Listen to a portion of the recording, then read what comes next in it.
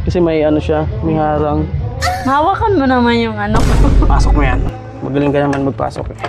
Ikaw yung magaling magpasok. Hindi na rin mababangga yung yoga mo.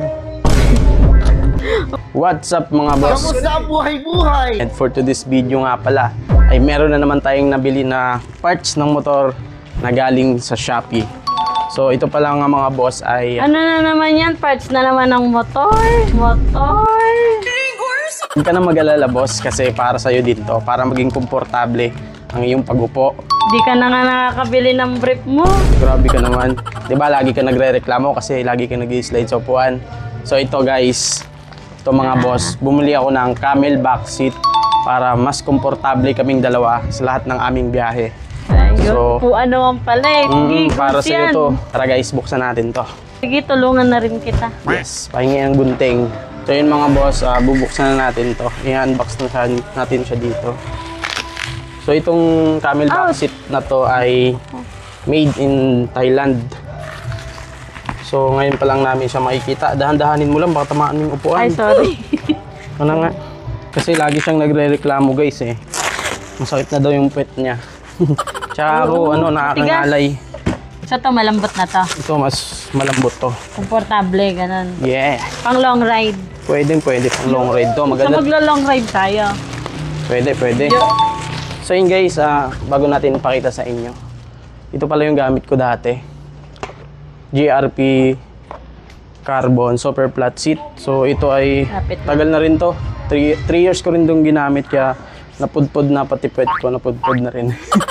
Wala nang foam. Halos wala nang foam Palitan to. natin. Ganito siya kanipis guys. Mm. Super nipis kaya sobrang sakit sa puwet. Super flat seat. Tignan nyo guys oh. Alam nyo naman yung riding position ng rider. Nakakad to. So pag siya nag-slide, yung puwersa pumupunta dito. So nakakangalay talaga yung Rider 150 Fi. Isa sa mga paraan natin para mabawasan yung ngalay is palitan natin yung upuan ng camel back seat. Kasi yun yung isa sa mga dahilan kung bakit nakakangalay yung Rider 150 Fi. Wow! Ito siya guys. Ganda. So taas ako sa'yo. No? Ganda. So yun guys, kaya binalik ko yung stock seat kasi sobrang sakit talaga sa puwet yung super flat seat. So binalik ko yung stock, and sa stock kasi hindi ganun ka-komportable. Dumudulas pa rin kami at nakakangalay lalo na pag traffic kasi pinipigilan ko yung puwersa, yung bigat. Kasi laging nag-i-slide. Wow! Ganda guys. Solid. Ganda. Ganda. Star seat. Satria. Wow! Wow! Ang ganda! Ganda. Ang ganda guys. Lapit ko. Guys Yan, pakita mo. Tingnan ko lang kung may iba pang laman sa box. The best. Wala na. Yan na. So wala na siyang ibang kasama guys. Nilagayan na rin ng tools. Yun. Ganda. Para siyang stock dito sa may likod niya. Tapos na-camel back. Ang ganda. Ito ba'y kailangan mo? Parang mas makapal yung foam nito kaysa dun sa stock natin. Ayan, tignan nyo. May pansaludan ng betlog. Yan, ganda. So, ang problema, wala siyang rubber. So, ililipat na lang natin yung rubber ng stock. Yun, tara. Kabit na natin. Let's go. Yun guys, mas maganda meron kayong mga basic tools para kapag mga ganitong bagay, sobrang bilis lang ikabit. Kayo na magkabit para di na kayo pumunta sa mga shop.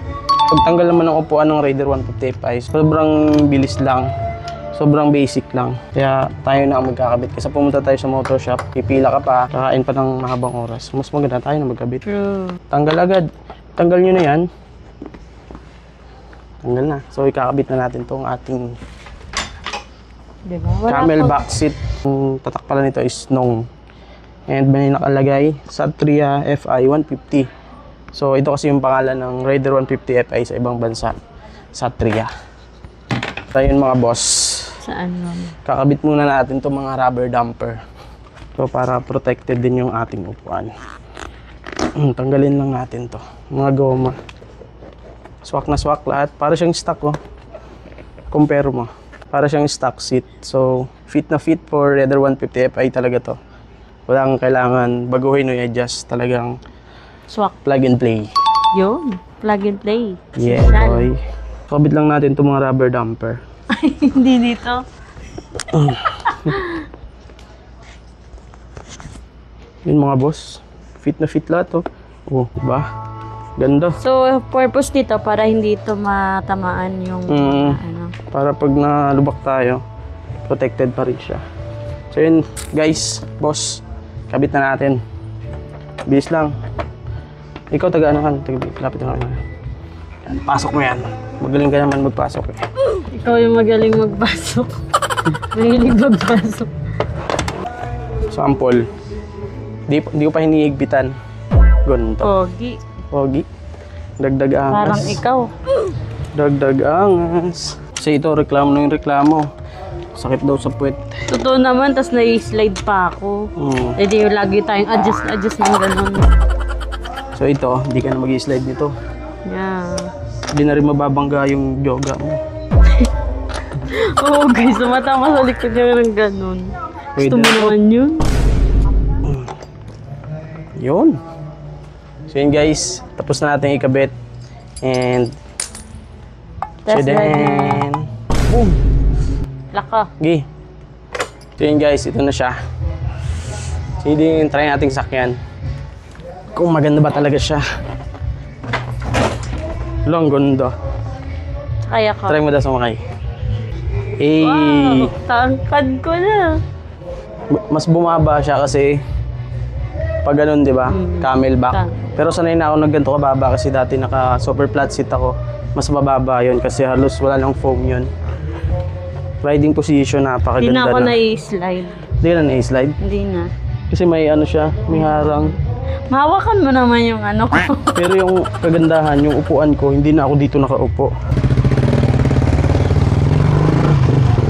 Ganda guys, napaka-komportable siya kumpara dun sa stock. Saka yung riding position, ganda.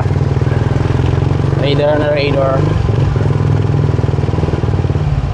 Ganda, comfortable. Try mo sumakay. Comfortable siya. Nasibuk at tumapas-pastan. Abang memang ini takdiran.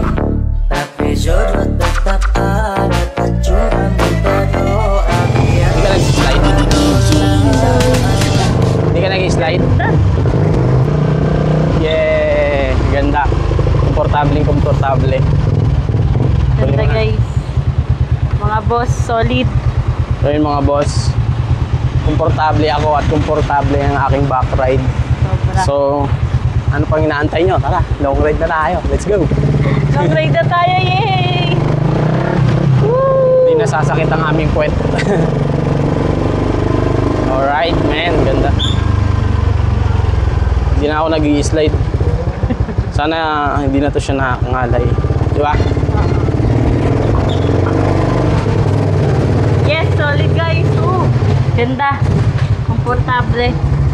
Bilihan nyo na rin yung mga back rides nyo. Ano yan? Yung mga OBR.